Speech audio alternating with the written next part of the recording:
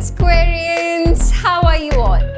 I welcome all of you to your own YouTube channel जिसका नाम है NEET निकेतन। और आज हम लोग क्लास 12 का एक बहुत इम्पॉर्टेंट और बहुत अच्छा चैप्टर करने वाले हैं विच इज सॉल्यूशंस। आप इस पर्टिकुलर चैप्टर से 1 से 2 क्वेश्चंस तक आप इवन एक्सपेक्ट कर सकते हो। ऑलराइट, तो देरी किस बात की है, शुरू करते हैं सॉल्यूशंस। ओके,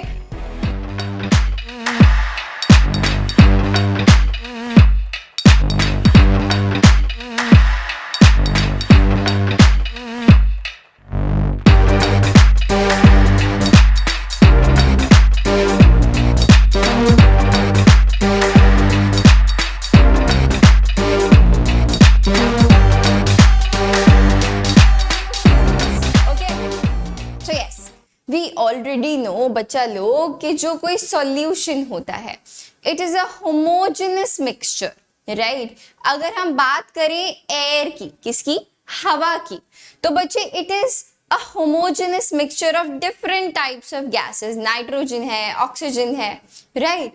देन अगर आप बात करो और एग्जाम्पल्स की, so we can say sugar syrup. अगर आपने पानी में शुगर को डिसॉल्व कर दिया तो वो क्या बन जाएगा, शुगर सिरप।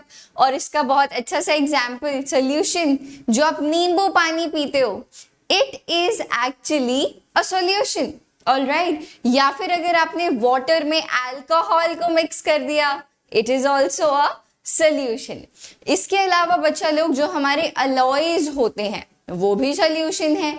फॉर एग्जाम्पल जो ब्रास है, it is an alloy of copper and zinc and it is also a solution. Which type of solution? A solid solution.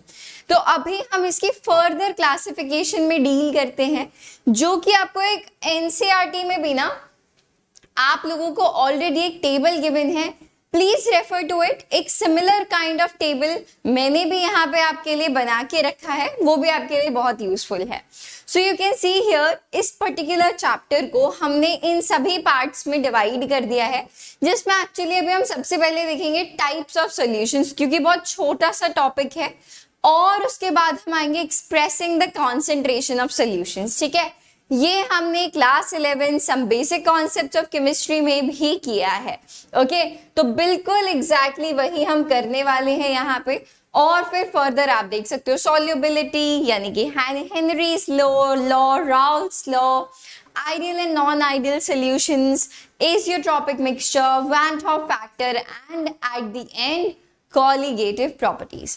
ये सारी चीजें हम आज के सेशन में डिस्कस करने वाली हैं। In fact this session is divided in phase 1 and phase 2। तो पर्टिकुलरली आज का जो सेशन है उसमें हम लोग डील करने वाले हैं टिल राउल्स लॉ, और कल हम जंप करेंगे ideal and non ideal solutions पे, ओके।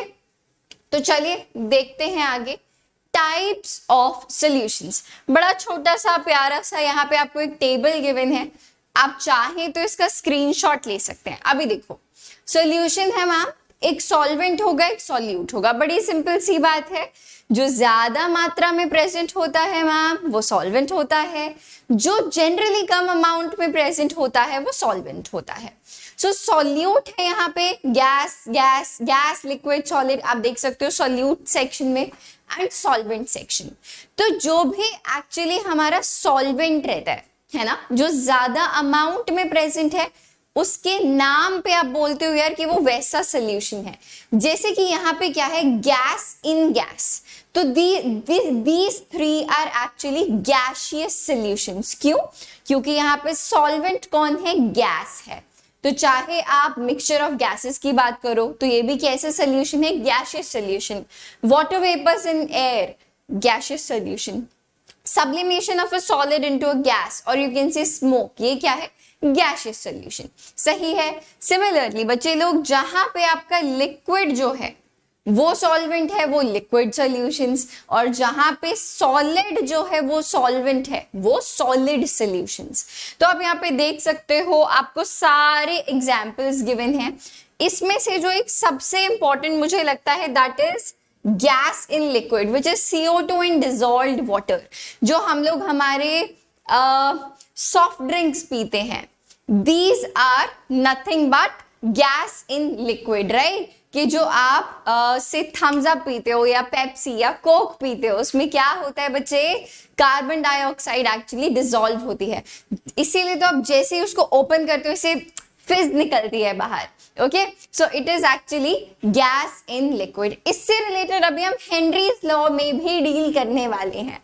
कूल, ओके तो मुझे लगता है यार ये आप लोग देख चुके हो। अगेन मैं हट गई हूँ, फटाफट से आप इसको रीड कर लीजिए, फिर हम लोग इससे रिलेटेड क्वेश्चंस करने वाले हैं। छोटे छोटे प्यारे प्यारे से हमारे कुछ क्वेश्चंस हैं। What is camphor in N2 gas an example of. अगर अब आपको नहीं पता, फॉर इंस्टेंस कि यार हमने ना याद नहीं किया, तो कैसे पता करें। Camphor in N2, camphor actually होता है बच्चे कपूर, ठीक है। तो सॉलिड इन गैस है, राइट। तो ऑप्शंस देखते हैं, solid in liquid, liquid in gas, solid in gas, gas in gas solution. तो बच्चे क्या होगा, कैम्फर इन N2 यानी कि solid in gas solutions, which is option number C. You can see here solid in gas solution, ठीक है। बहुत simple था, बहुत इजी था। आगे बात कर लेते हैं नेक्स्ट क्वेश्चन के बारे में। From the below options, choose the correct example for gaseous solution. अभी अभी हमने बात की थी बच्चे लोग gaseous solution, जहां पे जो solvent है, जो क्या है हमारा solvent है, वो क्या होना चाहिए, गैस होना चाहिए। तो देखते हैं, ऑक्सीजन डिसॉल्व्ड इन वाटर, तो बच्चे यहाँ पे तो solvent हमारा वाटर है। Camphor in nitrogen gas, same example आ गया जो जस्ट हमने अभी पीछे वाले क्वेश्चन में किया। तो यानी कि ये कौन सा सोल्यूशन है बच्चे, कैम्फर इन सॉलिड जो है, कैम्फर इन नाइट्रोजन गैस जो है, वो हमारा गैसियस सोल्यूशन है। क्यों, क्योंकि वहां पे जो हमारा सॉल्वेंट है वो गैस है, सही है। बाकी में आप देख सकते हो water, palladium, so these are not the right options, सही है। नेक्स्ट देखते हैं, यहाँ पे आपको कुछ एक्सप्लेनेशन गिवन है जो आपको समझाया गया है, ताकि जब आप नोट्स में जाके देखो तो आपको इजीली मिल जाए। टेलीग्राम पे जो चैनल है वो ऑफ कोर्स नीट निकेतन नाम से है, और वहां पे आपको सारे नोट्स मिल रहे हैं। ओके, चलिए आगे बात कर लेते हैं। Which among the following is an example of solid solution? अब देखो बिल्कुल सेम वही चीज है बच्चे। सॉलिड सोल्यूशन बोले तो जहां पे जो हमारा सॉल्वेंट है वो क्या होना चाहिए मैम, सॉलिड होना चाहिए, ठीक है। कॉपर डिसॉल्व्ड इन गोल्ड, हो सकता है भाई। Ethanol dissolved in water, in water, in water. तो एक्चुअली जो ये नीचे के तीन है, these are liquid solutions, right. ये इसीलिए गलत आंसर है क्योंकि ये लिक्विड सॉल्यूशंस है और हमको बताना है सॉलिड सॉल्यूशन, जो कि है कॉपर डिसॉल्व्ड इन गोल्ड, ठीक है भाई। चलिए आगे बात कर लेते हैं। Which among the, okay, this is the same one, answer number A is correct. आपको बता दिया है क्यों, कैसे, ठीक है जी। तो मुझे लगता है अभी चलते हैं हम लोग नेक्स्ट क्वेश्चन पे। Which among the following is an example of solid in solid solution? देखते हैं, फिर से सॉलिड सॉल्यूशन की बात हो रही है, लेकिन अब की बार सॉल्वेंट भी सॉलिड है और सॉल्यूट भी सॉलिड है। तो आप क्या बोलोगे, अलॉयज। हमने अभी अभी बात करी थी बच्चे लोग अलॉयज के बारे में, जैसे कि ब्रास, जो कि कॉपर और जिंक का अलॉय होता है, सॉलिड इन सॉलिड। तो पहला ही ऑप्शन यहाँ पे मैच कर गया है, which is alloys. Sea water, gasoline, soda pop, these are the incorrect choices, ठीक है। इसकी एक्सप्लेनेशन जरा फटाफट से देख लीजिए। All right, answer number A is the right one, सही है बच्चे लोग। आप एक बार जल्दी से इसको देख लीजिए। और अभी बात है आगे चलने की, जिसमें कि हमें डिस्कस करना है expressing the concentration of solutions, ठीक है। ये हमने क्लास 11 चैप्टर नंबर 1 में भी डिस्कस किया है और यहाँ पे भी डिस्कस करना है, क्योंकि सॉल्यूशंस की कॉन्सेंट्रेशन को बताना बहुत जरूरी है। कॉन्सेंट्रेशन बोले तो कि अगर आपके पास कोई भी सॉल्यूशन है, उसमें अगर हमें सॉल्यूट की मात्रा बतानी है तो आप वहां पे concentration terms, molarity, molality, mole fraction, parts per million, mass by percentage, volume by percentage, normality, इन सब का यूज करते हो। ठीक है, तो चलो शुरू करते हैं हमारा concentration of solutions। Okay, so let's get started। The very first way जिससे हमको concentration of solution define करना है, it is mass percentage। What is it? It is mass percentage। तो देखो यार, फॉर्मूला तो तुम सब लोगों को पता है राइट, कि यार ऊपर मैम लो के सॉल्यूट का कितना मास है, नीचे सॉल्यूशन का कितना मास है, मल्टीप्लाइड बाय 100, क्योंकि हम लोग परसेंटेज के बारे में बात कर रहे हैं। अब इसका मतलब क्या होता है? If I tell you that I have a solution which is say 20% mass by mass NaCl solution, ठीक है, if I tell you I have 20% weight by weight या basically mass by mass NaCl solution, तो इसका मतलब है कि अगर आपके पास 100 ग्राम सॉल्यूशन है, इन 100 ग्राम ऑफ सॉल्यूशन, इसमें आप बोल सकते हो कि मैम 20 ग्राम्स जो है वो NaCl है, 20 ग्राम्स बचे यहाँ पे क्या है, NaCl है। बचा कितना? आप बोलोगे कि मैम जो रेस्ट ऑफ द 80 ग्राम्स वो क्या रहा होगा, वाटर रहा होगा। तो आप यहां से इस बात को इंटरप्रेट कर सकते हो, 80 ग्राम वाटर। ये मतलब है आपके percentage weight by weight solution का। Okay, so you can see here, suppose we have a solution containing a component A as the solute and B as the solvent। तो ये आपको फॉर्मूला यहाँ पे मैंने बता दिया है कि यार कैसे निकालना है। ऊपर सॉल्यूट कितना है, नीचे सॉल्यूशन कितना है, मल्टीप्लाइड बाय 100। ठीक है, अभी हम लोग percentage mass by mass, percentage volume by volume and percentage mass by volume, ये तीनों चीजें देखने वाले हैं। और इसमें आपको हमेशा ध्यान रखना है कि बच्चे ऊपर जो है, ऊपर न्यूमरेटर में आप हमेशा सॉल्यूट के बारे में बात करोगे और डिनोमिनेटर में आप हमेशा सॉल्यूशन के बारे में बात करोगे। तो आप इस तरीके से याद रख सकते हो। सही है, चल आगे बढ़ते हैं। नेक्स्ट आता है ma'am percentage volume by volume, right, सही बात है।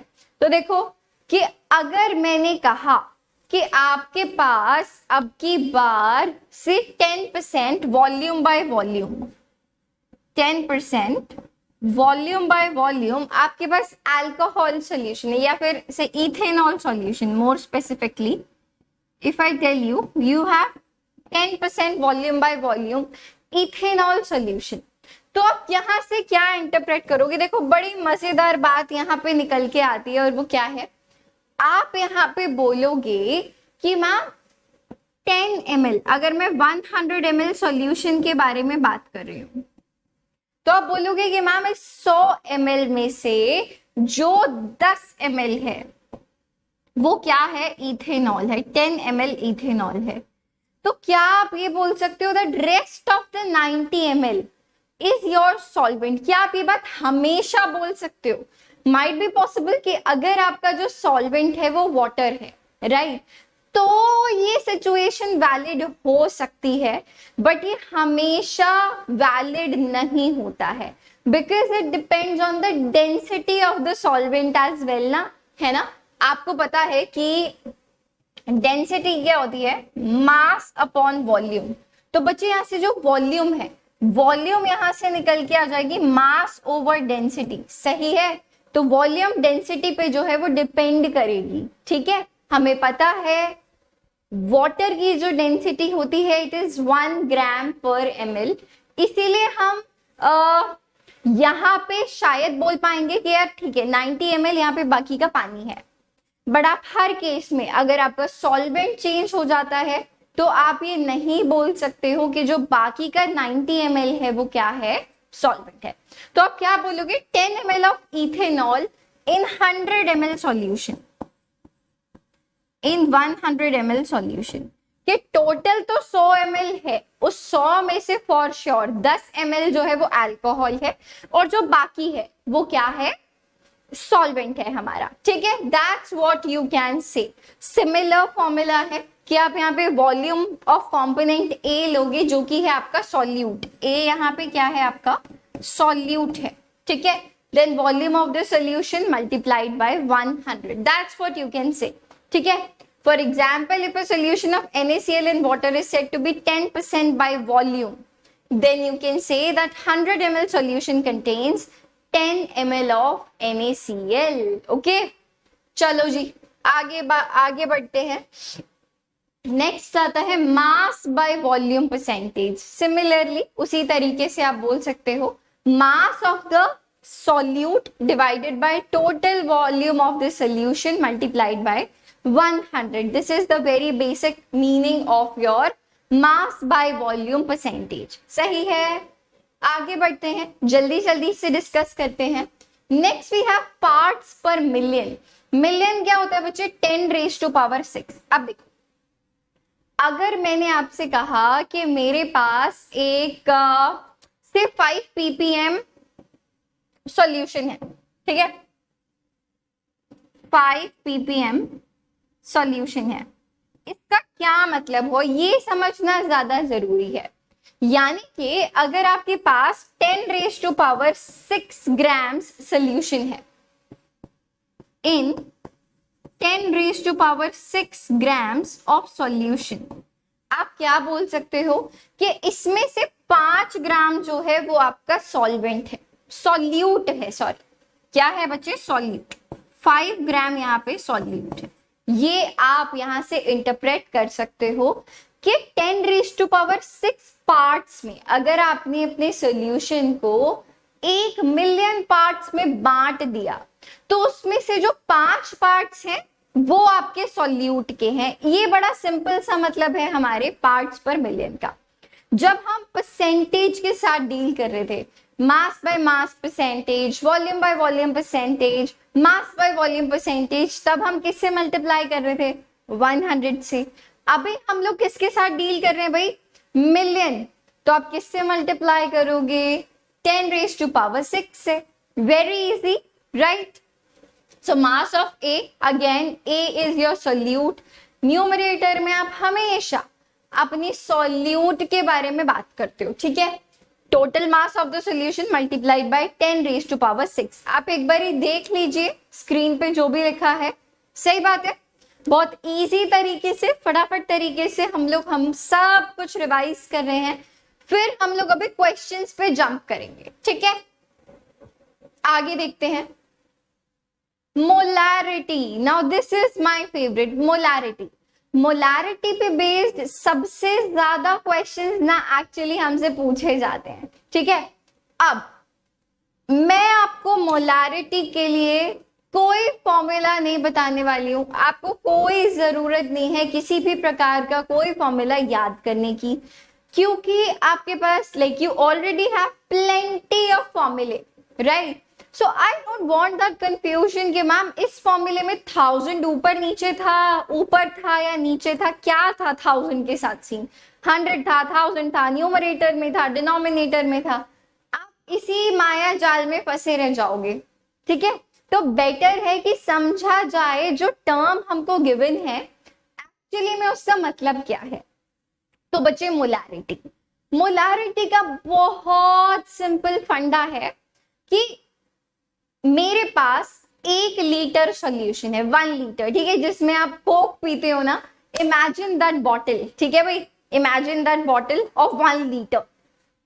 अब उस 1 लीटर में मैंने कितना सॉल्यूट ऐड किया, मोल्स में। मुझे जो यूनिट चाहिए वो क्या चाहिए, मोल्स चाहिए। तो मैंने उस 1 लीटर में कितने मोल मेरा सॉल्यूट डाला, सिंपली वो उसकी मोलैरिटी हो जाएगी। That's it, it is as simple as that. For example, अगर मैंने आपसे कहा कि यार मेरे पास ना एक सॉल्यूशन है और 1 लीटर में मैंने 2 मोल सॉल्यूट डाला, 1 लीटर में मैंने 2 मोल सॉल्यूट डाला, तो मेरी मोलारिटी चुपचाप आराम से कितनी हो गई 2 मोलर। मैम 1 लीटर में जितना मोल्स है वो हो गई मोलारिटी, तो 2 मोलर मेरा सोल्यूशन हो गया। अब बड़ी सिंपल सी बात है, अगर मैं 1 लीटर की जगह 2 लीटर सॉल्यूशन पे आ जाऊं तो 2 लीटर सॉल्यूशन में कितने नंबर ऑफ मोल्स की रिक्वायरमेंट होगी, 4 की होगी ना, ताकि मोलारिटी सेम रहे, है ना। अगर 1 लीटर में 2 मोल्स हैं तो 2 लीटर में 4 मोल्स होंगे। बड़ी सिंपल सी बात है, ये तो unitary method second third class के बच्चों को हम लोग पढ़ाते हैं ना। 1 लीटर में अगर 2 मोल हैं तो 2 लीटर में 4 मोल हो जाएंगे, ताकि हमारी मोलारिटी सेम रहे। ठीक है, सेम सोल्यूशन की बात कर रही थी मैं। चलिए, तो ये हो गई बड़ी सिंपल सी बात। अब आप बोलोगे कि मैम फॉर्मूले की तो जरूरत है ना। अरे जब अब तुम्हें पता है कि बच्चे जो मोलारिटी है it is simply the moles of solute. मैं जनरली बच्चे हमेशा अगर सबस्क्रिप्ट में हम कहीं भी 1 और 2 लिख रहे हैं, सबस्क्रिप्ट क्या होता है, अगर मैंने कुछ से लिखा x, अगर मैं कुछ भी इस x के नीचे लिख देती हूं, ये है इसकी सबस्क्रिप्ट, ठीक है। अगर इसके ऊपर लिख देती हूं तो ये हो गई इसकी सुपरस्क्रिप्ट। ऊपर लिखा हुआ सुपर बड़ा है, सुपरस्क्रिप्ट नीचे वाला सबस्क्रिप्ट, ठीक है। तो अगर किसी भी अल्फाबेट के सबस्क्रिप्ट में मैंने 2 लिखा है, 2 मींस सॉल्यूट, ठीक है, 2 बोले तो सॉल्यूट एंड 1 बोले तो सॉल्वेंट, कुछ नहीं लिखा तो सॉल्यूशन, ठीक है।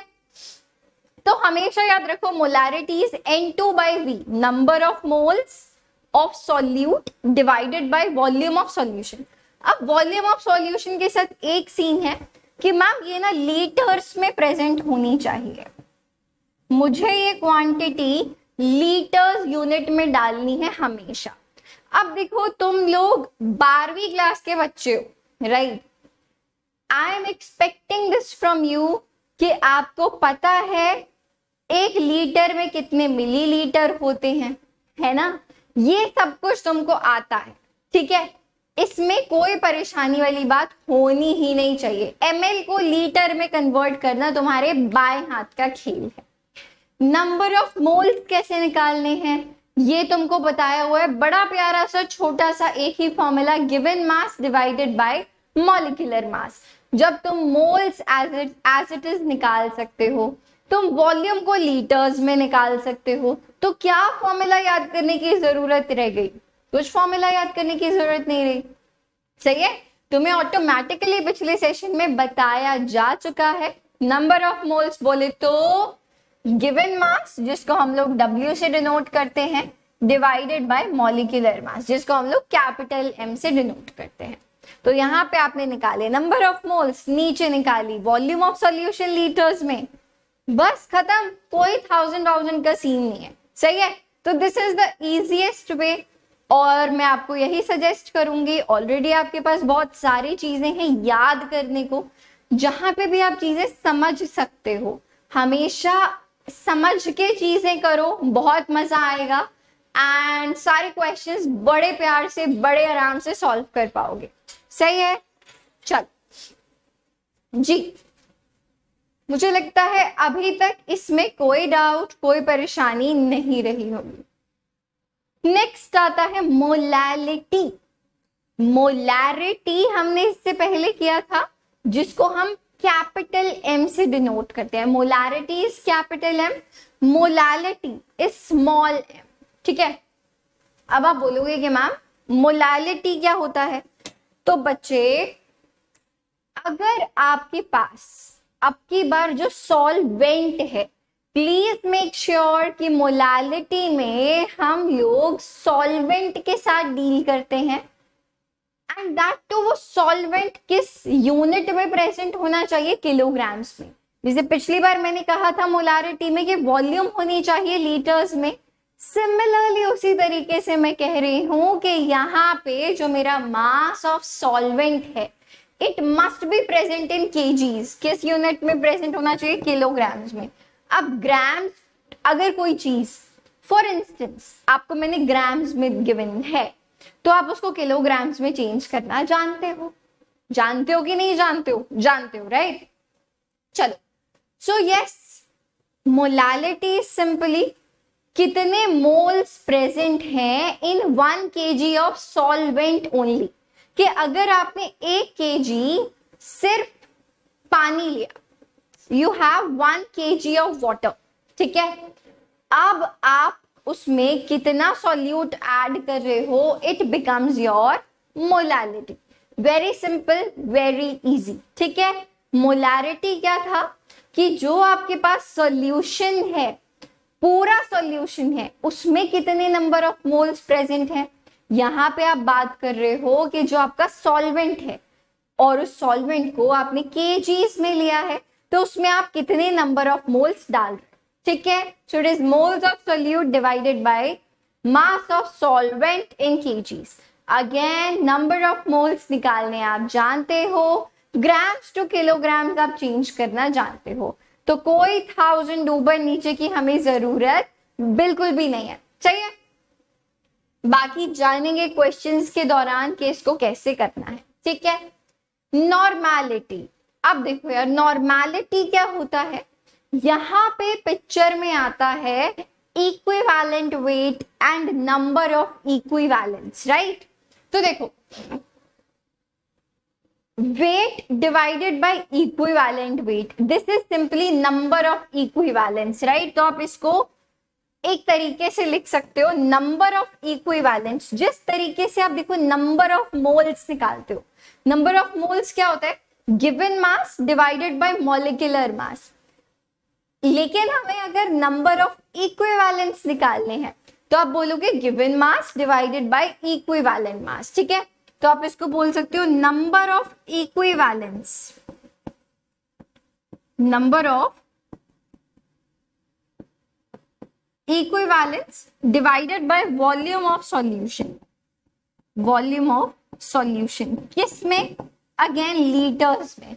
ये बिल्कुल ना एक्चुअली मोलारिटी जैसा ही है, बस हम यहाँ पे नंबर ऑफ मोल्स की जगह नंबर ऑफ इक्विवेलेंस की बात करते हैं। नंबर ऑफ इक्विवेलेंस आपको मैंने भी बताया, given mass divided by equivalent mass, ठीक है जी। That's what you can say, just look at the screen whatsoever is written here, ठीक है जी। इसमें कोई परेशानी, यहाँ पे अच्छा एक परेशानी आ सकती है कि मैम इक्विवेलेंट मास कैसे निकालते हैं वो बता दो। तो देखो, अगर बात की जाए किसी एसिड के बारे में, से हमने बात की HCl के बारे में, तो इसकी बेसिसिटी क्या है, इस एसिड की बेसिसिटी क्या है, वही इसका N फैक्टर है। अब N फैक्टर क्या होता है, जो अभी बताया, ठीक है। एक एसिड के लिए उसका N फैक्टर उसकी बेसिसिटी होती है, एक बेस के लिए उसके N फैक्टर की value is equal to the acidity, ठीक है। और अगर कोई एलिमेंट है तो सिंपली उसकी वैलेंसी क्या है, वो उसका N फैक्टर हो जाएगी। इस पे हम बहुत ज्यादा चर्चा अभी नहीं करेंगे, ठीक है भाई। So yes, what you can से here, it's molecular mass which is 36.5 divided by 36.5 divided by it's N factor. ये कितने H पॉजिटिव दे सकता है बच्चे, 1, तो यानी कि 36.5 ही है इसका इक्विवेलेंट मास में, ठीक है भाई। दैट्स व्हाट यू कैन से। अगर मैं आपसे कहूं कि मेरे पास ना 3.65 ग्राम्स HCl प्रेजेंट है, कितना HCl प्रेजेंट है, 3.65 ग्राम्स, तो इसके लिए मुझे नंबर ऑफ इक्विवेलेंस बताओ। तो इसके केस में number of equivalence is equal to the number of moles. आप क्या बोलोगे, नंबर ऑफ इक्विवेलेंस क्या होते हैं बच्चे, गिवन मास। गिवन मास कितना है, 3.65 divided by it's given mass divided bye its equivalent mass. Equivalent mass इसका कितना निकल के आया, 36.5, ठीक है। तो 1/10 यानी कि 0.1 निकल के आ जाते हैं इसके नंबर ऑफ इक्विवेलेंस। अगर आप बात करो H2SO4 के बारे में, तो बच्चे उसकी बेसिसिटी है 2, यानी कि उसका N फैक्टर है 2। सही है, तो वहां से आप उसका इक्विवेलेंट मास निकाल सकते हो। ठीक है, चलिए आगे बात करते हैं। अच्छा, यहां पे एक चीज और ऐड कर लेते हैं, दैट इज मोल फ्रैक्शन। ठीक है, दैट इज मोल फ्रैक्शन। बच्चे, फ्रैक्शन का मतलब ही क्या होता है? इट कैन नॉट एक्सीड 1, right? So if I tell you कि मेरे पास नेक्स्ट उस पे ही चलते हैं, चलो ठीक है। इफ आई टेल यू कि मेरे पास ना दो कंपोनेंट्स हैं, ए बी, ठीक है। तो अगर मुझे मोल फ्रैक्शन ऑफ ए बताना है कि पूरे सॉल्यूशन में कितना फ्रैक्शन मेरे पास ए का मौजूद है, तो सबसे पहली बात हम इसको x से डिनोट करते हैं। So I can write X A. Mole fraction of A is equal to number of moles of A divided by total number of moles. Na plus Nb is the total number of moles. तो this is the mole fraction. Similarly, अगर मैं चाहूं कि यार मुझे ना mole fraction of B लिखना है, so that's gonna be XB, और वो किसके इक्वल होगा? Number of moles of B, जिसके बारे में हम बात कर रहे हैं न्यूमरेटर में, आप उसी के नंबर ऑफ मोल्स लिखोगे। So XB will be equal to number of moles of B divided by total number of moles, Na plus Nb। ठीक है, कूल है। तो बच्चे यहां से आप जो एक और चीज डिराइव होती है, डिराइव तो नहीं, बड़ी सिंपल सी बात कि फ्रैक्शन हमेशा 1 से छोटा या 1 के इक्वल रहता है। जैसे परसेंटेज की जब हम बात करें तो हम 100% की बात करते हैं, ठीक है। तो यहां पे आप क्या बोलोगे? X A plus X B, total का फ्रैक्शन मिला के, ए और बी का फ्रैक्शन मिला के पूरा हो जाएगा ना 1। So X A plus X B is equal to 1। ठीक है, सही बात है, इसमें आई डोंट थिंक कोई परेशानी वाली बात है, सब क्लियर है। अब यहां पे बच्चे, let me stay out of the board, ये तीनों रिलेशनशिप्स आपके लिए बहुत जरूरी हैं। ये कहां से आए, क्यों आए? We don't have much time कि हम उसको डिटेल में डिस्कस करें। बेटर ये है कि आप इन फॉर्मूले को याद रखें, आपको पता हो।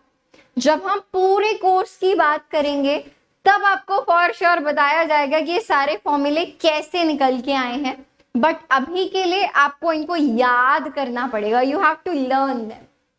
सो this is the relationship between normality and molarity. तो आप क्या बोल सकते हो? Normality is actually equal to molarity into valency, या फिर इस वैलेंसी को हम एन फैक्टर भी बोल सकते हैं। एन फैक्टर के बारे में अभी हमने पीछे भी बात की थी, ठीक है। अगर आप किसी एलिमेंट के बारे में बात कर रहे हो, then your N factor is equal to the valency, ठीक है। ये रिलेशनशिप बहुत जरूरी है, extremely important. So the relationship between molarity, that is capital M, molality, which is small m, and density of the solution, which is D, ठीक है, उनके बीच का रिलेशनशिप है। एक और चीज यहाँ पे पिक्चर में आती है, that is M2। M2 यहाँ पे क्या है? Molecular weight of the solute. मैंने आपको बताया था, जहां पे भी 2 लिखा हो सबस्क्रिप्ट में, इसका मतलब है कि हम किसके बारे में बात कर रहे हैं? सॉल्यूट के बारे में बात कर रहे हैं। तो यहाँ पे M2 बच्चे क्या है हमारा? M2 is molecular weight of solute, molecular weight of solute. This is your M2। तो what is the relationship? 1 by molality is equal to density by molarity minus M2 by 1000. M2 is molecular weight of the solute divided by 1000। बच्चे ये relationship मैं बहुत बार emphasise कर रही हूँ, NEET के previous year questions simply इस फॉर्मूले पे बेस्ड पूछे जा चुके हैं multiple times. So make sure that you remember this formula, you learn this formula thoroughly. Next is the relationship between mole fraction and molality.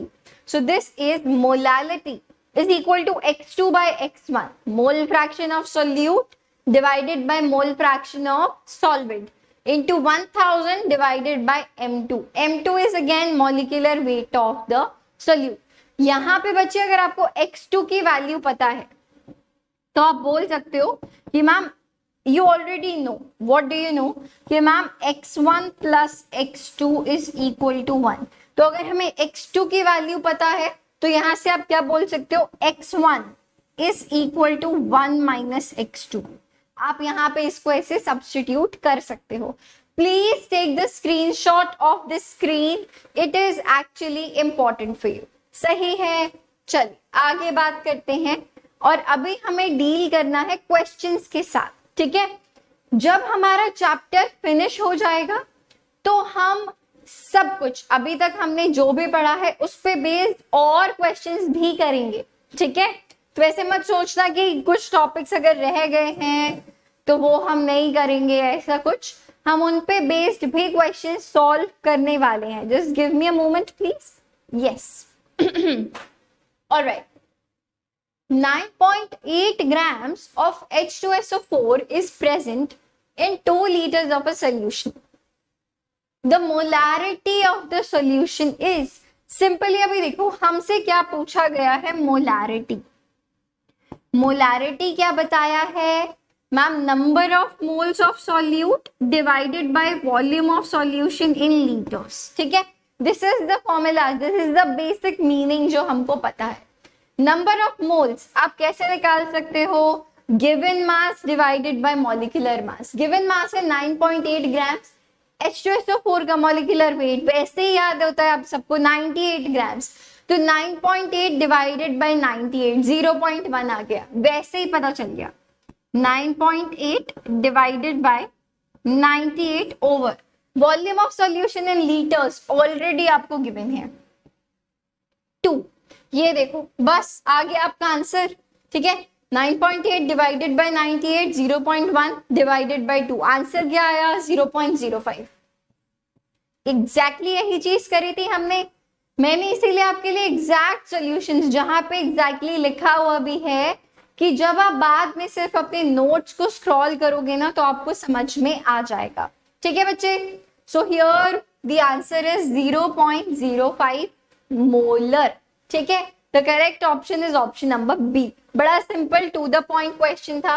PMT में already पूछा जा चुका है 2 बार की ना किन्हीं एग्जाम में ये क्वेश्चन पूछा जा चुका है. तो आप यहाँ से आइडिया लगा सकते हो ऑलरेडी कि आपसे कितने बेसिक क्वेश्चंस पूछे जाते हैं. जस्ट आपको कॉन्सेप्ट पता होना चाहिए. अब देखो पता है यहाँ पे एग्जामिनर ने आपको ऑलरेडी 2 लीटर्स लिख के दे दिया. अब जिन बच्चों ने 1000 ऊपर नीचे जो भी अब तुमने याद कर रखा है, अब आपने ना वो एक्चुअली फॉर्मूला याद किया हुआ है मिलीलीटर के हिसाब से कि जब भी आपको वॉल्यूम ऑफ सॉल्यूशन mLs में गिवन है तो इसीलिए एग्जामिनर ने क्या किया, आपको चेक करने के लिए ना सीधा लीटर्स में दे दी वॉल्यूम कि देखते हैं कौन अब क्या करने वाला है, ठीक है भाई. तो बच्चे अक्सर क्या करते हैं, उस मिलीलीटर में सीधा 2 डाल देते हैं और आपका जो आंसर आता है वो बहुत खतरनाक और गलत निकल के आता है. ओके आगे देखो. मोलारिटी इज एक्सप्रेस्ड इन, बड़ी सिंपल सी बात है, हमने अभी अभी देखा. Molarity is number of moles of solute divided by volume of solution in litres.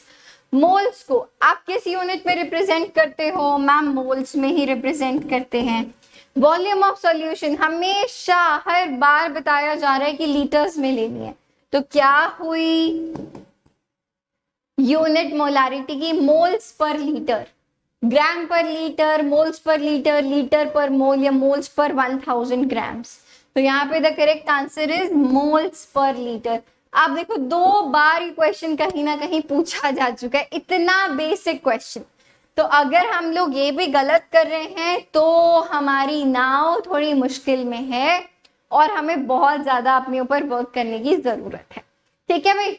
चलिए next question. If 5.85 grams is dissolved of NaCl जिसका मॉलिक्यूलर वेट है 58.5 is dissolved in water and the solution is made up to 0.5 liters. The molarity of the solution is, बच्चे molarity पे base बहुत सारे questions मैंने particularly यहाँ पे add किए हैं ताकि आपको कोई प्रॉब्लम नहीं हो, ठीक है। चलो, so we have this molarity हमको निकालना है। अगेन मोलारिटी मैम क्या होता है, number of moles of solute divided by volume of solution in litres, ठीक है। The number of moles of solute हम कैसे निकालते हैं, given mass divided by molecular mass. Given mass कितना है 5.85 ग्राम्स, मॉलिक्यूलर वेट कितना है 58.5 grams over volume of solution in litres which is 0.5। हो गया आपका question solve, that's it. 0.2 molar आ गया आपका फाइनल आंसर, ठीक है भाई। 0.1 मोल्स और ये हमारी वॉल्यूम है लीटर्स में ऑलरेडी 0.5, तो 0.1 divided by 0.5 is simply 0.2। So the correct answer is option number A, 0.2 molar. इसका क्या मतलब है कि अगर आपने इस सॉल्यूशन का 1 लीटर लिया तो उसमें 0.2 मोल्स प्रेजेंट होंगे NaCl के। ये हमारा बेसिक मतलब होता है किसका किसका किसका, मोलारिटी का। Which increase of temperature, with increase of temperature, which of these changes? अभी देखो बच्चे, अगर आप बात करो मोलारिटी की, तो मोलारिटी क्या होता है, number of moles of solute divided by volume of solution in litres. तो वॉल्यूम जो है वो वेरी करती है टेम्परेचर के साथ, है ना। अगर आप अपना टेम्परेचर बढ़ाओगे या घटाओगे उस हिसाब से वॉल्यूम भी कम ज्यादा होगी, और अगर वॉल्यूम कम ज्यादा होगी तो मोलारिटी भी ऊपर नीचे होगी।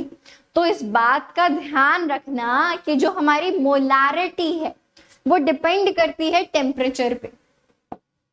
अब आप बोलोगे कि मैम मोलारिटी क्यों नहीं करती फिर, तो बच्चे मोलारिटी में हम क्या देखते हैं, मोलारिटी स्मॉल m, मोलारिटी में हम देखते हैं number of moles of solute divided by weight of solvent in KGs, right. तो बच्चे जो मास है वो टेम्परेचर के साथ थोड़े ना वेरी करता है, सिर्फ और सिर्फ वॉल्यूम वेरी करती है, ठीक है, सही है, कोई परेशानी इस बात में। And the same thing is applicable to the mole fraction as well. So please remember that molarity changes with temperature, alright. Next देखते हैं, ओके यू कैन सी यहाँ पे आपको कुछ एक्सप्लेनेशन जो अभी आपको समझाया गया वो गिवन है, read this, alright. Next question की बात करते हैं। The number of moles present in 2 liters of 0.5 molar NaOH। अब आपको यहाँ पे नंबर ऑफ मोल्स बताने हैं, तो बड़ी सिंपल सी बात है कि वहां मोलारिटी होता है number of moles divided by volume of solution. यहां से number of moles is equal to molarity into volume. Molarity मुझे गिवन है 0.5, वॉल्यूम मुझको गिवन है कितनी 2, सो 0.5 इंटू 2 यानी कि 1 मोल जो है वो प्रेजेंट है। ये तो आपने निकाल लिया फॉर्मूला के साथ, है ना।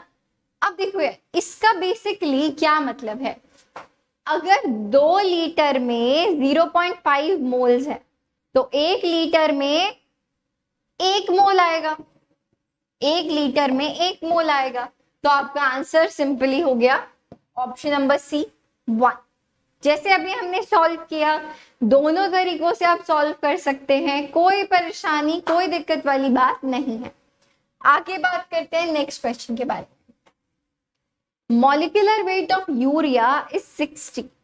A solution of urea containing 6 gram urea in 1 liter is।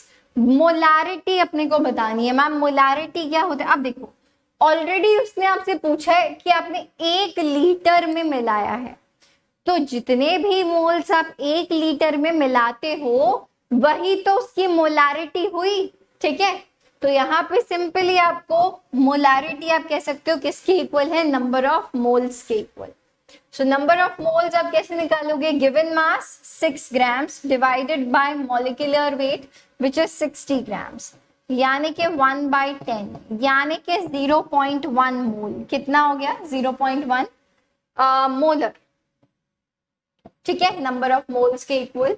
So you can say that option number C 0.1 molar is the right answer. अभी हमें करना है solubility of gas in liquid, ठीक है, and it is defined by Henry's law। ठीक है, जो majorly हमें बात करनी है किसके बारे में, हेनरीज लॉ के बारे में। तो लेट्स गेट स्टार्टेड। तो यहाँ पे हमें सबसे पहले देखना है गैस इन लिक्विड। तो आप अपनी माइंड से एक परसेप्शन निकाल दो कि आप यहाँ पे अब कुछ शुगर या सॉल्ट या अल्कोहल कुछ ऐसा मिक्स नहीं कर रहे हो वाटर में। क्या किसकी सॉल्युबिलिटी की बात हो रही है, गैस की सॉल्युबिलिटी की। तो आपके माइंड में क्या आना चाहिए, कोक, पेप्सी। नींबू पानी से अब ऊपर उठ जाओ, है ना। अब हम नींबू पानी से ऊपर उठ चुके हैं पेप्सी की तरफ, ठीक है। सो यस, तो सबसे पहले बात आती है कि मैम सॉल्युबिलिटी क्या होता है। तो बच्चे एक पर्टिकुलर टेम्परेचर पे, बहुत जरूरी बात है ये, एक पर्टिकुलर टेम्परेचर पे जो मैक्सिमम अमाउंट ऑफ सॉल्यूट एक सॉल्वेंट में डिसॉल्व किया जा सकता है, उसको आप बोलते हो solubility, maximum amount of solvent. आप इधर देख सकते हो, आपको डेफिनेशन एग्जैक्टली यही गिवन है। अब बात कर लेते हैं आगे कि कुछ जो गैसेस हैं वो पानी में स्पेरिंगली सॉल्युबल होती हैं, जैसे कि ऑक्सीजन, यानी कि बहुत कम, मतलब हल्की फुल्की सॉल्युबल होती हैं, स्पेरिंगली सॉल्युबल। कंप्लीटली सॉल्युबल भी नहीं होती और ऐसा भी नहीं है कि इनसॉल्युबल है, तो थोड़ी बहुत सॉल्युबल की जा सकती है, हो जाती है, ठीक है। जबकि अगर आप पानी में बात करो HCl गैस की या अमोनिया गैस की, वो बहुत रेडिली डिसॉल्व हो जाते हैं, बहुत अच्छे से डिसॉल्व हो जाते हैं, ठीक है। तो यहाँ पे आप ये देख सकते हो। तो यहाँ पे बेसिकली हम क्या बोल सकते हैं कि मैम जो सॉल्युबिलिटी है ना अ गैस इन लिक्विड की भी, वो 4 मेजर फैक्टर्स पे ना डिपेंडेंट है। नेचर ऑफ सॉल्यूट डिपेंड कर रहे हैं कि यार आप कौन सी गैस ले रहे हो, and it actually also depends on the nature of solvent, है ना, कि अगर आप पानी के अलावा कोई और सॉल्वेंट लोगे, so might be the case कि ऑक्सीजन वहां ज्यादा डिसॉल्व हो पाए अच्छे से, है ना। So nature of solvent, nature of solute, और आप क्या बोल सकते हो, 2 इंपॉर्टेंट फैक्टर्स और हैं, प्रेशर एंड टेम्परेचर, ठीक है, जिनके बारे में हमें मेजरली यहाँ पे देखना है। तो इफेक्ट ऑफ प्रेशर की अगर बात की जाए, उसको डिफाइन करने के लिए हमारे पास हेनरी अंकल ने एक बड़ी प्यारी सी छोटी सी लॉ दिया, जो कि आपका बेसिकली क्वांटिटेटिव रिलेशनशिप बताता है कि प्रेशर के साथ सॉल्युबिलिटी कैसे वेरी करती है, ठीक है।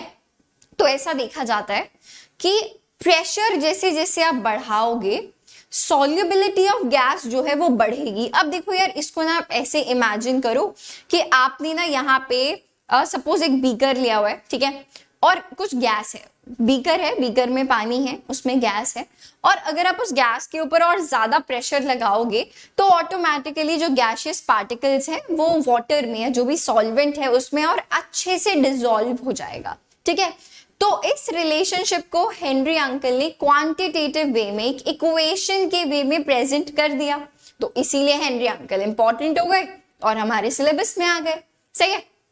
तो देखो हेनरीज लॉ यहाँ पे आप देख सकते हो, it gives the quantitative relationship between pressure and gas solubility in a liquid, ठीक है।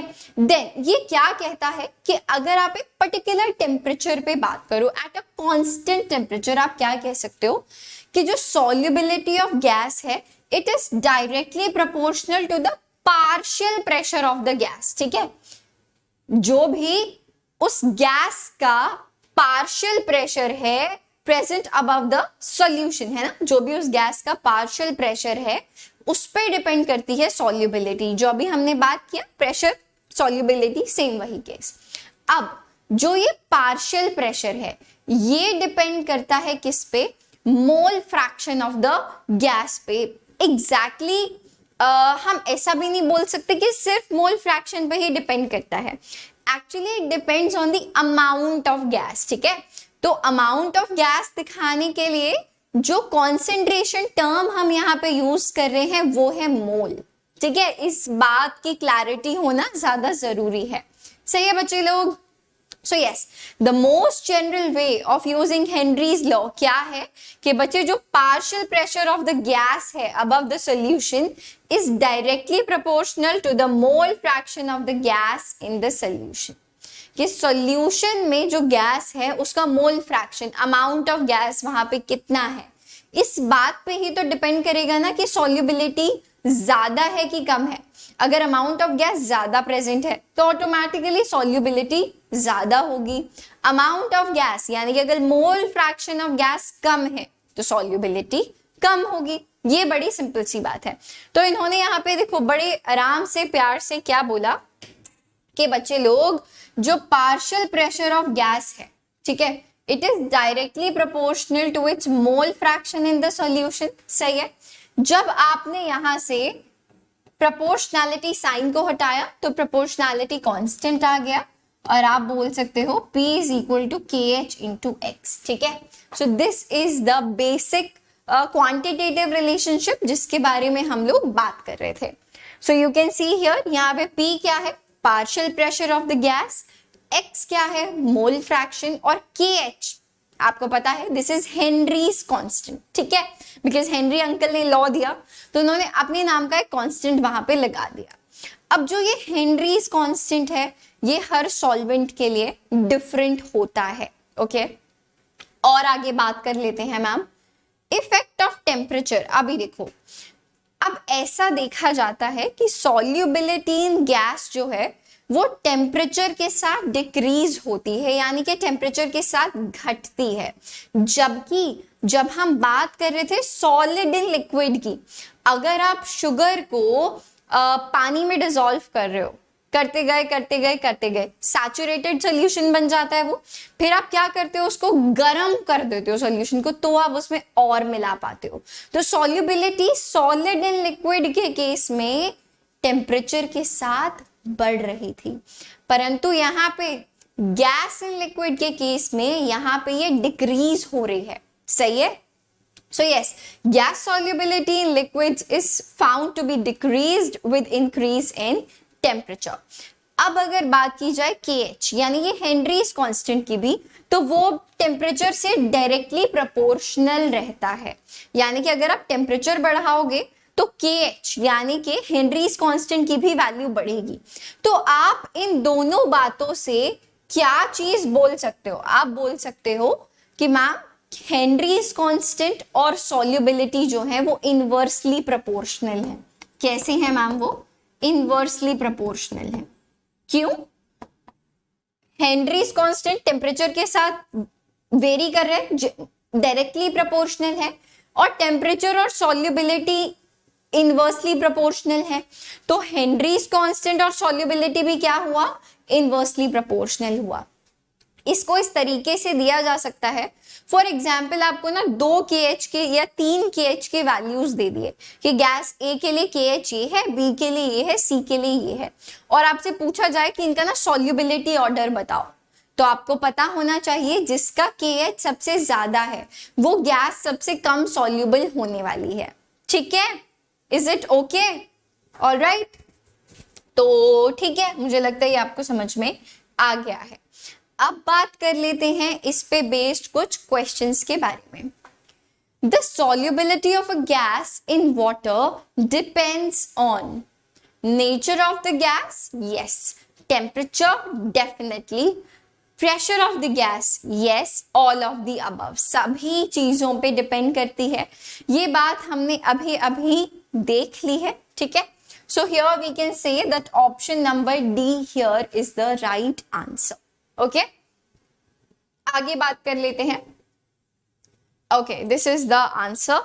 Next question, this statement, the mass of a gas dissolved in a given mass of a solvent at any temperature is proportional to the pressure of the gas above the solvent. ये अभी देखो वही statement है जो मैंने अभी आपको बताई, ये तो आपको पढ़ते ही समझ में आ गया होगा कि मैम कौन सा लॉ है, हेनरीज लॉ के बारे में हम यहाँ पे बात कर रहे हैं, ठीक है। So option number C is the right answer. Dalton's law of partial pressure हम लोग क्लास 11 में some basic concepts of chemistry में भी और स्टेट्स ऑफ मैटर में भी पढ़ चुके हैं। Law of mass action equilibrium में आने वाला है। हेनरीज लॉ हम लोग पढ़ चुके हैं, ठीक है भाई। आगे चला जाए, आई डोंट थिंक कि इसमें आपको कोई प्रॉब्लम है। आंसर आपको, ताकि नोट्स में आपको इजी रहे, answer and explanation is always given to you, okay. Next question, which is correct about Henry's law, okay. Henry's law के बारे में कौन सा सही है वो हमें बताना है। The gas in contact with the liquid should behave as an ideal gas. अच्छा, ये क्वेश्चन करने से पहले I would like to tell you a few more things about Henry's law. Okay, about Henry's law. Let me tell you a few more things. Limitations. अब Henry's law हमेशा हर जगह valid नहीं होती है, सही है। क्या क्या इसके साथ सीन है कि यार ये एप्लीकेबल नहीं होती है अगर जो गैस है, गैस एंड सॉल्यूशन जो है वो किसी केमिकल रिएक्शन में पार्टिसिपेट कर रहे हैं, ठीक है जी। तो you can see here the law is not applicable when the gas and the solution आपस में participate in the chemical reaction with each other. ऐसे केस में ना तो एक्चुअली आपका डाल्टन्स लॉ वैलिड होता है और ना ही आपका हेनरीज लॉ वैलिड होता है, ठीक है भाई। Henry's law does not hold true when gas is placed under extremely high pressure.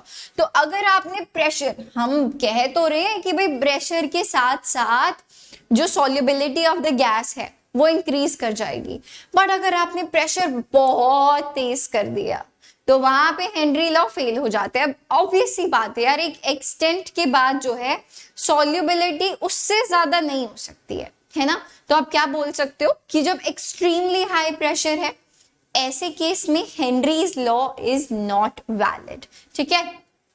This law is only applicable when the molecules of the system are in the state of equilibrium. तो यानी कि system में equilibrium होना जरूरी है, सही है, equilibrium होना चाहिए। हाई प्रेशर पे हेनरीज लॉ वैलिड नहीं होता है। एंड थर्ड हमने क्या सीखा मैम, कि अगर गैस और सॉल्यूशन आपस में एक दूसरे के साथ किसी प्रकार के केमिकल रिएक्शन में हैं तो भी हेनरीज लॉ वैलिड नहीं होगा, ठीक है बच्चे लोग। चलिए चलिए वापस चलते हैं हमारे क्वेश्चन पे। हम थे यहां, right. Which is correct about Henry's law? The gas in contact with the liquid should behave as an ideal gas. There should not be any chemical interaction between the gas and liquid. कुछ आया दिमाग में? अभी अभी just हमने देखा और उसी पे बेस्ड क्वेश्चन हमसे पूछा गया है कि इसमें करेक्ट कौन है। There should not be any chemical reaction or interaction between the gas and liquid. And actually, let me read all of them.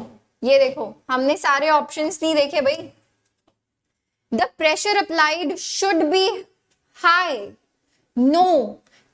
Extremely high pressure पे हेनरीज लॉ जो है वो वैलिड नहीं होता है। तो एक्चुअली हमने सही ही टिक किया, which is option number B.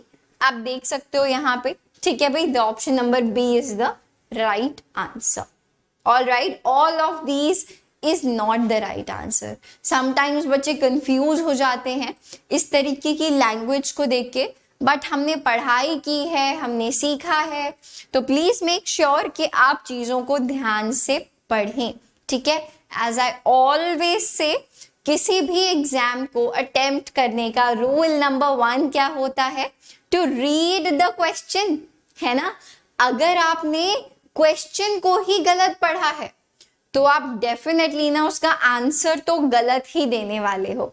So make sure that you read the questions, along with that you read the options also, ठीक है, हो सकता था ना कि यहाँ पे ऑल ऑफ दीज वाला ऑप्शन जो है वो करेक्ट होता, बट नहीं है इस केस में, बट हो सकता था.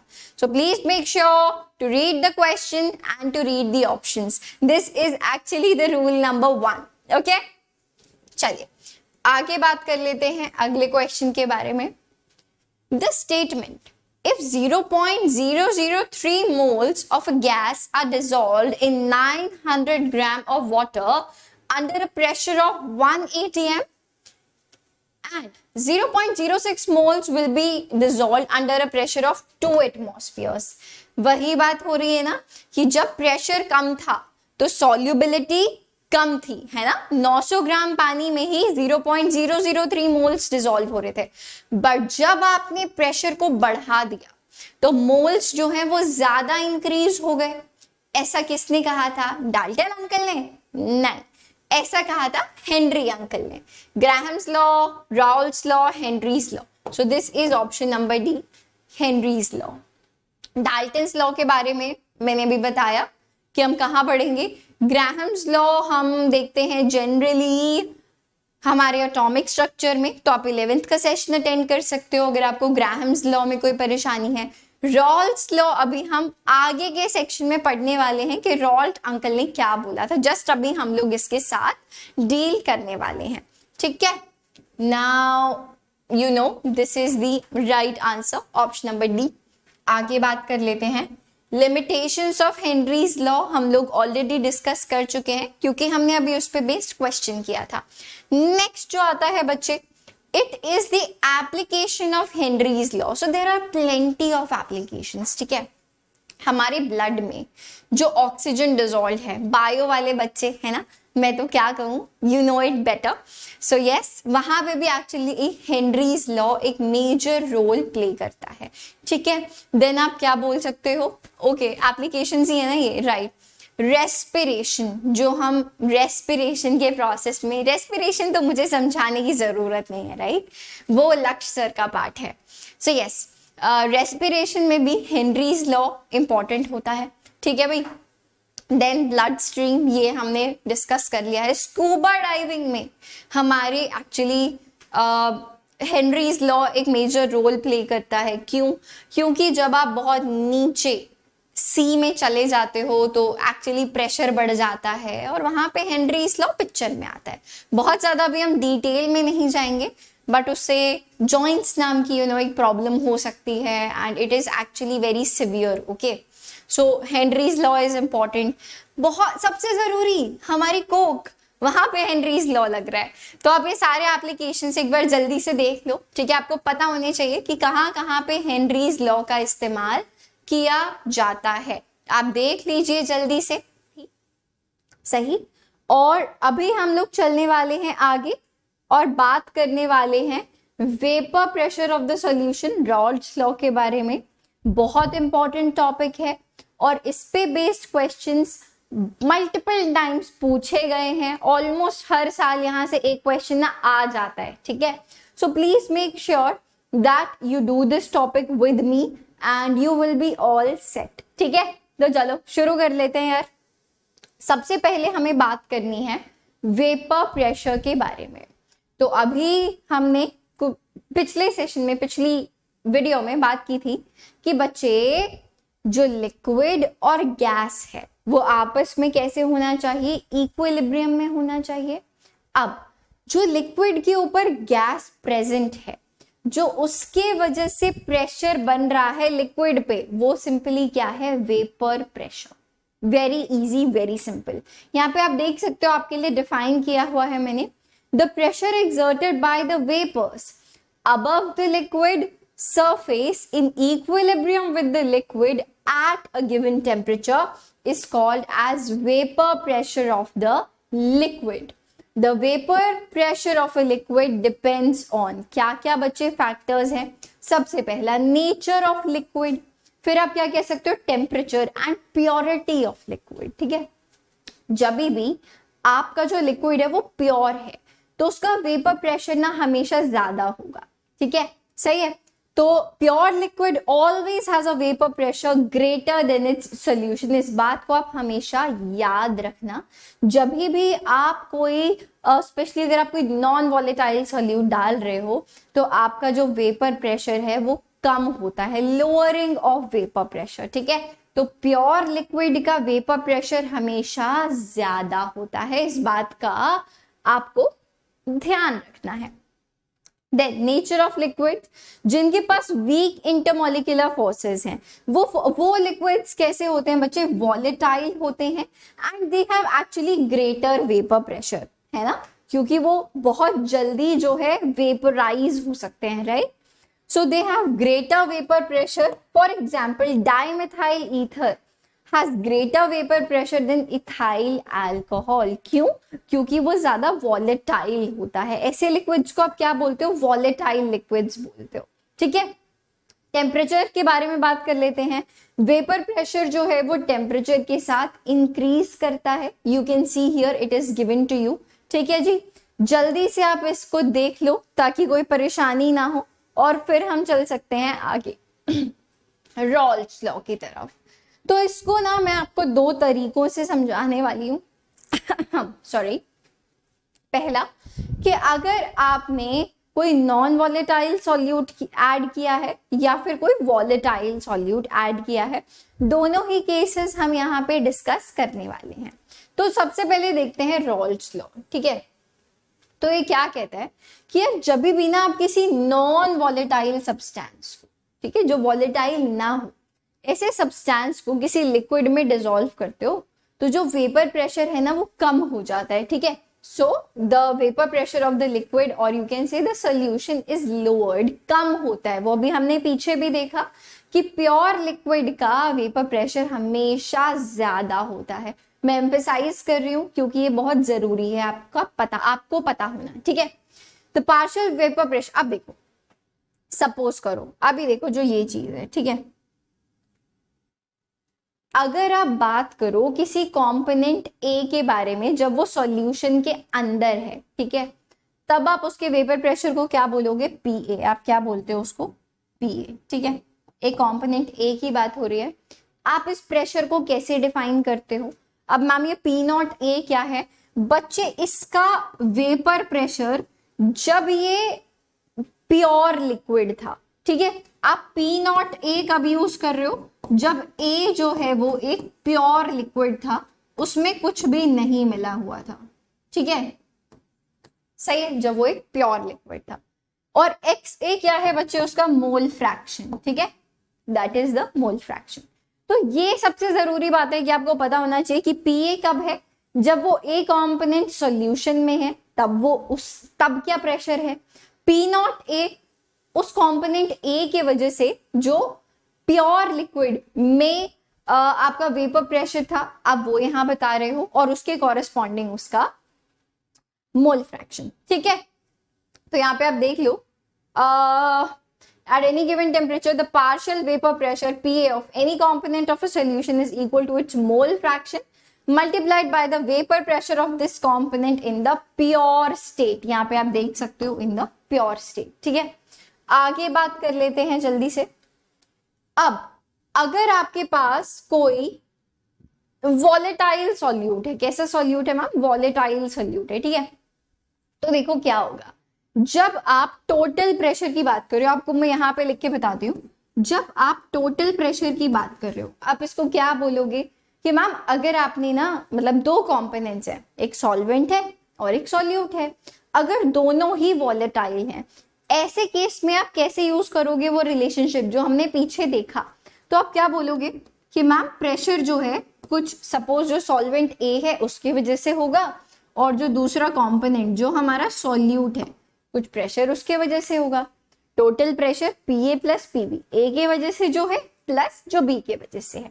पीए को बच्चे मैं क्या लिख सकती हूँ, PA can be written as P not A X A, मतलब जब ए जो है अपने प्योर स्टेट में था तब उसका क्या वेपर प्रेशर था, multiplied by its mole fraction plus P naught B x B, right, it is B, P naught B x B. ठीक है, एक्स से एक्स बी यहाँ पे मोल फ्रैक्शन है। अभी देखो एक्स ए और एक्स बी दो ही कंपोनेंट है, mole fraction x A plus X B कितना होना चाहिए बच्चे, 1 होना चाहिए। देखो यहाँ पे आपको गिवन भी है, ठीक है, x A plus X B 1 होना चाहिए। आप यहां से एक्स ए को 1 माइनस एक्स बी लिख सकते हो, पी नॉट ए, और इसको मैंने लिख दिया 1 minus X B plus P naught B x B, ठीक है। तो यहां से जब आप इसको सॉल्व करोगे, खोलोगे, तो आपके पास ये फाइनल रिलेशनशिप जो है वो आ जाएगा, ठीक है। ये आपको याद रखना बहुत इंपॉर्टेंट है। इसको हम और कैसे मॉडिफाई कर सकते हैं मैम, हम इस एक्स बी को भी तो लिख सकते हैं ना 1 माइनस एक्स ए। अगर मुझे एक्स ए के फॉर्म में ये पूरी स्टेटमेंट चाहिए तो मैं क्या करूंगी, एक्स बी को 1 माइनस एक्स ए लिख दूंगी, वो भी एकदम ठीक है, सही है। तो इसको मैं ऐसे भी लिख सकती हूँ, this can also be written as P not A, क्या हो गया भाई, P not A X A, ठीक है, प्लस पी नॉट बी, और एक्स बी की जगह मैंने लिख दिया 1 माइनस एक्स ए। तो आप सिचुएशन के अकॉर्डिंग कि आपको क्या भा रहा है या क्वेश्चन में क्या पूछा जा रहा है, उसके अकॉर्डिंग बच्चे लोग आप इसको मॉडिफाई कर सकते हो, ठीक है। ये भी एकदम ठीक है, ये भी एकदम ठीक है, ठीक है, ध्यान रखने वाली बात। तो फाइनली आपको ये पता होना चाहिए, pressure is equal to P naught B minus P not A into X B plus P not A, ठीक है। This is a relationship. और एक और चीज, इसको 1 माइनस एक्स से डाल के फाइनल क्या आने वाला है, ये तुम्हारा एक होमवर्क है जो तुम मुझे कमेंट सेक्शन में बताने वाले हो, सही है। आगे देख लेते हैं, for solution containing non volatile solute. तो यहाँ पे एक्चुअली ना हम लोग एक्चुअली में बात कर रहे होते हैं राउल्ट्स लॉ के बारे में, ठीक है, जो कि एक्चुअली अभी जो यहाँ से डिराइव होने वाला है वो आपके लिए एज अ कॉलिगेटिव प्रॉपर्टी भी सर्व करने वाला है। आगे के सेशन में देखेंगे कि हम लोग कॉलिगेटिव प्रॉपर्टीज क्या होती है, ठीक है। चलो, when a non volatile solute is added तो क्या होगा, सॉल्यूशन का वेपर प्रेशर इंक्रीज होगा कि डिक्रीज होगा, मैम डिक्रीज होगा, ठीक है। Pressure of the solution becomes less than that of the solvent. So according to Raoult's law आप क्या बोल सकते हो, अभी देखो, जब हम पिछली बार जब आपने वॉलेटाइल सॉल्यूट लिया था तब हम क्या कर रहे थे कि मैम जो टोटल प्रेशर है वो हम बोल सकते हैं P A plus P B, right, P A plus P B, क्योंकि जो हमने सॉल्यूट बी कंपोनेंट ऐड किया था वो भी वॉलेटाइल था, तो उसके वजह से भी कुछ वेपर प्रेशर जो है वो बना था जो टोटल प्रेशर में ऑफ कोर्स कंट्रीब्यूट करेगा। बट अब की बार जो है हमारे पास सॉल्यूट वो कैसा है, नॉन वॉलेटाइल है। तो नॉन वॉलेटाइल सॉल्यूट के वजह से किसी भी तरीके का कोई वेपर प्रेशर नहीं होगा। तो यहाँ पे क्या होता है, पीबी वाली टर्म जो है ये 0 हो जाती है, ठीक है। तो आप क्या बोल सकते हो कि मैम जो पी टोटल है it is equal to simply P A, और पी ए को आप कैसे लिखते हो ma'am, P not A X A, है ना, P not A X A. अगर अब आप इसको सॉल्यूट के मोल फ्रैक्शन के टर्म्स में लिखना चाहो तो आप क्या बोल सकते हो ma'am, P total will be equal to P not A into 1 minus X B लिख सकते हो। जब आप इसको ओपन करोगे तो आपको क्या मिलेगा ma'am, P total is equal to P not A multiplied by minus P not A X B, आप ऐसे बोल सकते हो ना, P not A X B. Exactly देखो यही सब किया हुआ है हम लोगों ने, ठीक है। Pressure of solution is equal to P not A 1 minus X B. अभी देखो इन्होंने क्या किया, पी नॉट ए को हम इधर से नीचे ले आए, यहीं से ही हम इसको नीचे ले आए, इसको सॉल्व भी नहीं किया उधर हमने आगे, ठीक है, इसको यहां से हटा देते हैं, ठीक है। अभी देखो पी नॉट ए को हम यहाँ नीचे ले आए डिनोमिनेटर में, तो ये 1 माइनस एक्स बी हो गया। यहां से आप क्या बोल सकते हो, X B equal to 1 minus P S by P A P not A बोल सकते हो। तो जब आप इसको फर्दर सॉल्व करोगे यू कैन से दैट जो एक्स बी निकल के आ रहा है, यानी कि जो मोल फ्रैक्शन ऑफ सॉल्यूट निकल के आ रहा है वो relative lowering of vapour pressure के इक्वल है। अब यहाँ पे क्वेश्चन क्या आता है मैम, रिलेटिव लोअरिंग का क्या मतलब है। देखो अगर आप बात करो ऊपर वाले टर्म की जो कि है, let me choose another colour, this is P not a minus P not S, ठीक है। अभी देखो जो ओरिजिनल कंपोनेंट है, पी नॉट एस नहीं सिर्फ एस कर देते हैं इसको, है ना।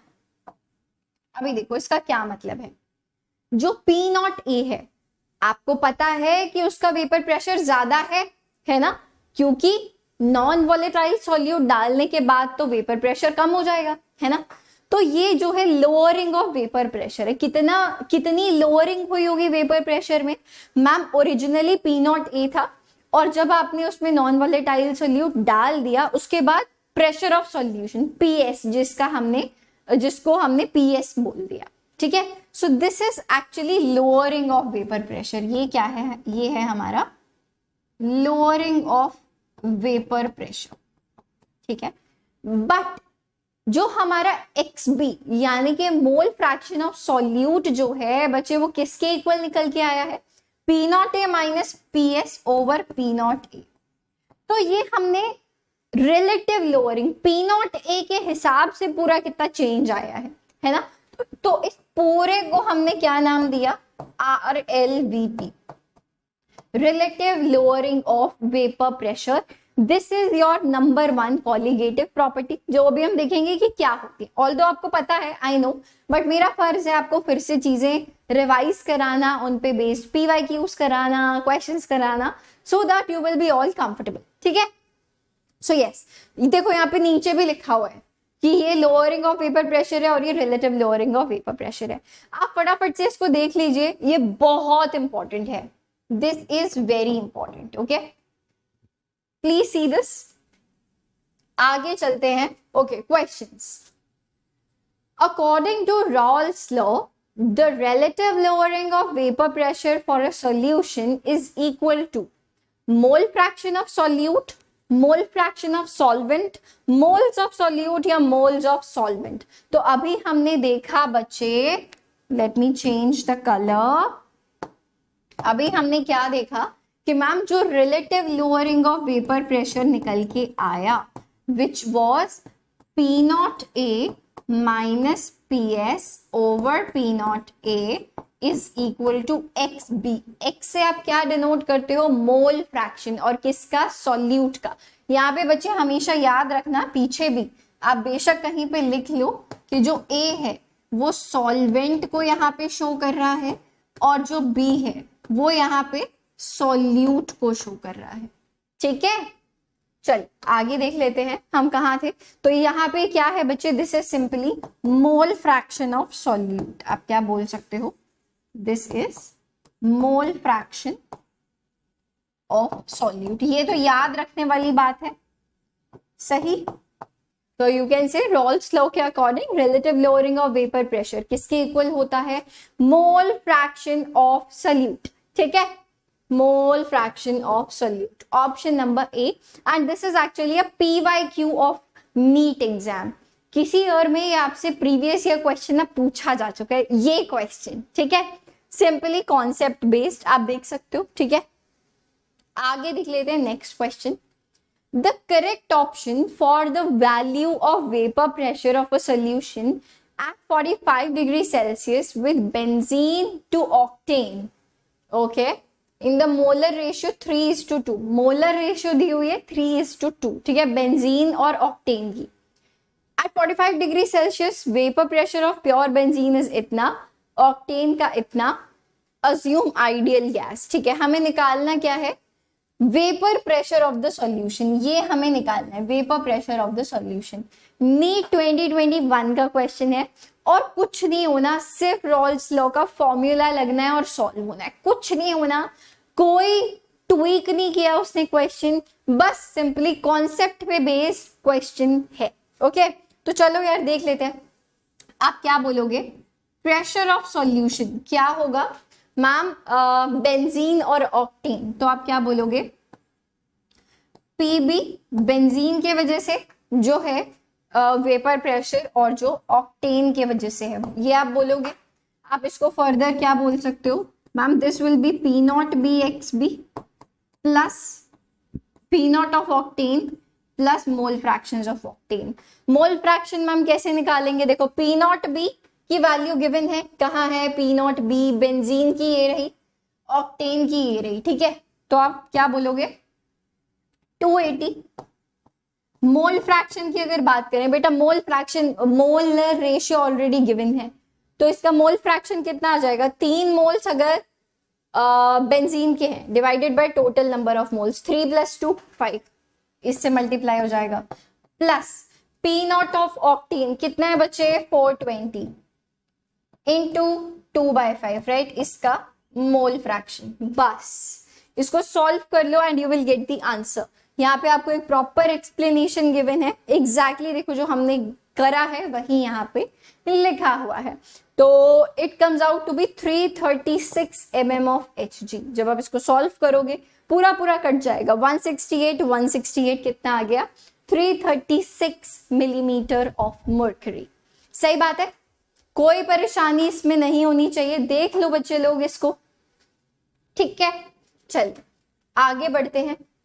PA and PB are the vapor pressures of pure liquid components A and B respectively of an ideal binary solution। binary solution मतलब जिसमें सिर्फ दो ही components है, जिसमें से कि of course एक solvent होगा जो ज्यादा मात्रा में present है, एक solute होगा जो कम मात्रा में present है। If XA represents the mole fraction of component A, the total pressure P of the solution will be, okay? Okay अरे वही क्वेश्चन है भाई लोग जो अभी हम देख रहे थे। देखो इसको तुम्हें यही करना है, प्योर लिक्विड कंपोनेंट्स, सही है, वही करना है यार। टोटल प्रेशर आपको पता है PA + PB, ठीक है। इसको आप फर्दर क्या लिख सकते हो, P0A XA + P0B XB, ये लिख सकते हो ना। अभी देखो तुमको PA के टर्म्स में गिवन है और PB के टर्म्स में गिवन है, तो बच्चे लोग क्या करो, इसको P0A XA को मैं क्या लिख सकती हूँ 1 - XB लिख सकती हूँ प्लस P0B XB, तो मेरा पूरा ये B के टर्म्स में आ जाएगा, ठीक है। XB के टर्म्स में आ जाएगा। इसी को अगर मैं XB को 1 - XA लिख दूं, इसको मैं और कैसे लिख सकती थी, P0A XA plus P0B XB को मैंने लिख दिया 1 - XA, ठीक है जी। जल्दी से बच्चे लोग इसको सॉल्व करो और मुझे बताओ कि क्या ऑप्शन तुम्हारा करेक्ट आ रहा है, PA XA P0B XB। तो यार आप अगर यहाँ पे देखो तो देखो एग्जैक्टली वही किया हुआ है, XA + XB1, XB को 1 - XA डाल दिया जो अभी हमने पीछे किया है। जब आप इसको यहाँ पे 1 - XA डाल दोगे तो आप इसको लिख सकते हो XAPA + PB - XAPB, ठीक है जी। इन्होंने नॉट वाली टर्म यहाँ पे अच्छा मिस कर दी है, P0A XA, ठीक है। यहाँ पे P0 है यार हर जगह ना, ठीक है। सो अच्छा क्योंकि वो ऑप्शन में भी नहीं गिवन है एक्चुअली, इसीलिए इन्होंने P0 वाले टर्म्स नहीं लगाए हैं, सही है। तो it comes out to be option number D, PB + XA PA - PB। ये हम एक्चुअली यार एग्जैक्ट कर चुके हैं। बिगिनिंग में मैंने तुम्हें बता दिया था कि आप XB को 1 - XA लिख दोगे तो वो पूरा XA के टर्म्स में आ जाएगा, XA को 1 - XB लिख दोगे तो वो पूरा XB के टर्म्स में आ जाएगा। बड़ा सिंपल था, बिल्कुल कॉन्सेप्ट बेस्ड क्वेश्चन था, ठीक है। नेक्स्ट क्वेश्चन, ओके नेक्स्ट है बच्चे लोग मोल fraction in the vapour phase, ठीक है। इस पे बेस्ड भी ना क्वेश्चंस अक्सर पूछे गए हैं, ठीक है। तो अकॉर्डिंग टू डाल्टन्स लॉ आप क्या, अकॉर्डिंग टू रॉल्स लॉ आप क्या बोलते हो कि बच्चे एक कंपोनेंट A का आप क्या कैसे निकालते हो प्रेशर, P0A XA, B का P0B XB, ठीक है। एंड अगर आप गैस फेज में, वेपर फेज में जब आप मोल फ्रैक्शन लेते हो, आप पहली बात आप उसको Y से डिनोट करते हो, जैसे नॉर्मली हम लोग X से डिनोट कर रहे थे, राइट, P0B XB XA ऐसे। पर जब हम गैस फेज में बात कर रहे होते हैं तो हम उसको जनरली Y से डिनोट करते हैं, ठीक है।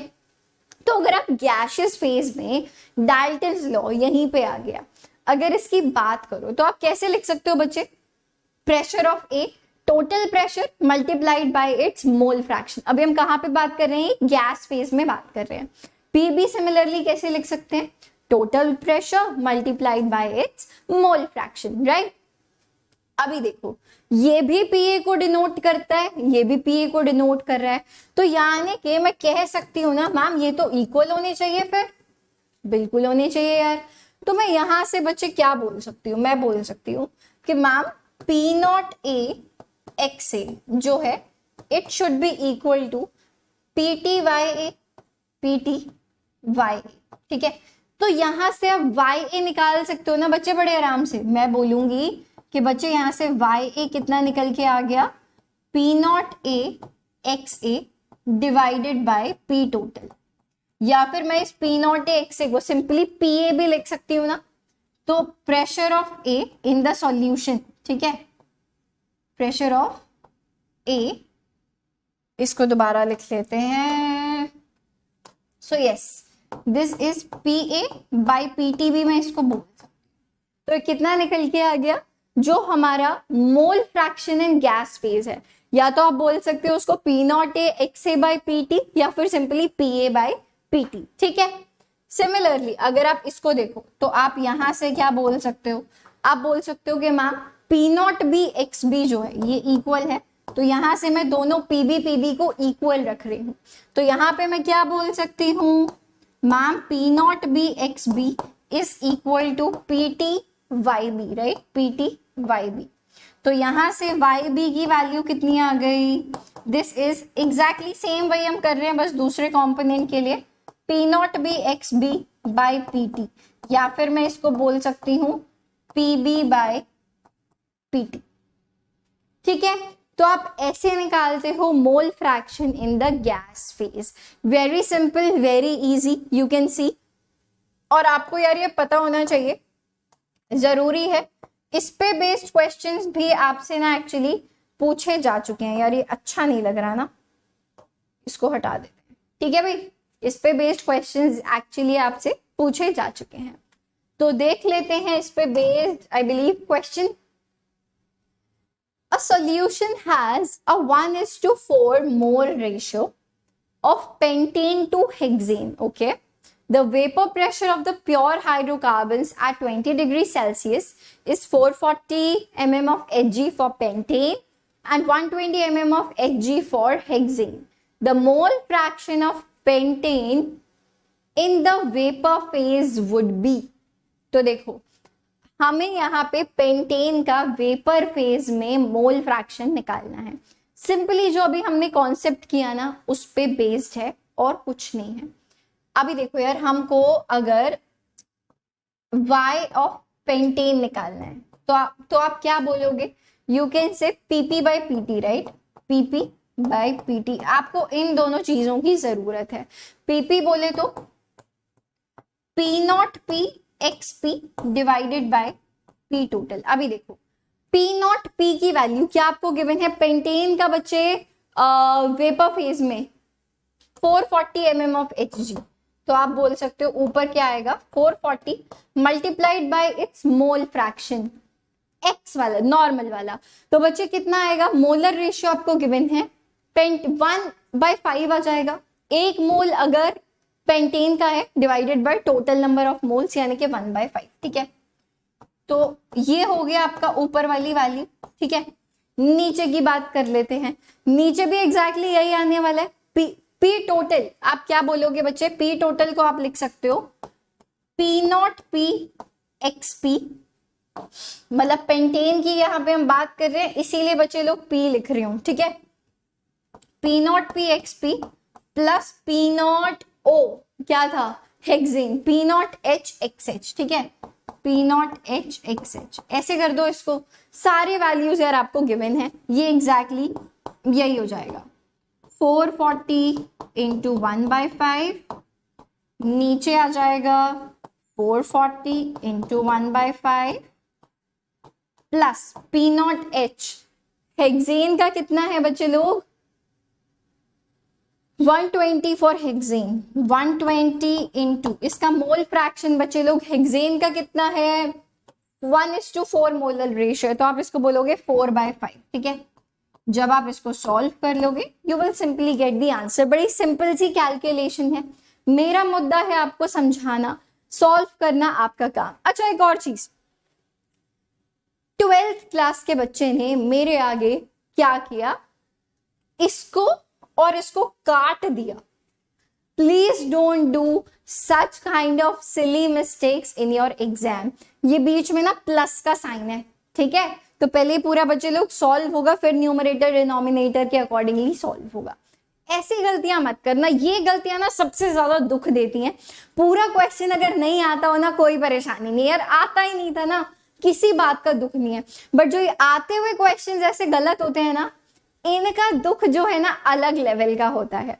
तो प्लीज मेक श्योर कि आप किसी प्रकार की कोई ऐसी गलती तो ना करें, ठीक है जी। चलिए, इसका एग्जैक्टली यार सोल्यूशन आप देख लो, जो अभी बताया था वही यहाँ पे लिखा है, सही है। टोटल प्रेशर इन्होंने पहले निकाला, फिर सेम, ठीक है, तो आप यहाँ पे देख सकते हो। तो मोल फ्रैक्शन यहाँ पे कितना निकल के आया है, 0.478, 0.478, ऑप्शन नंबर डी, ठीक है, सही। कोई ये मुश्किल नहीं था, बहुत इजी था।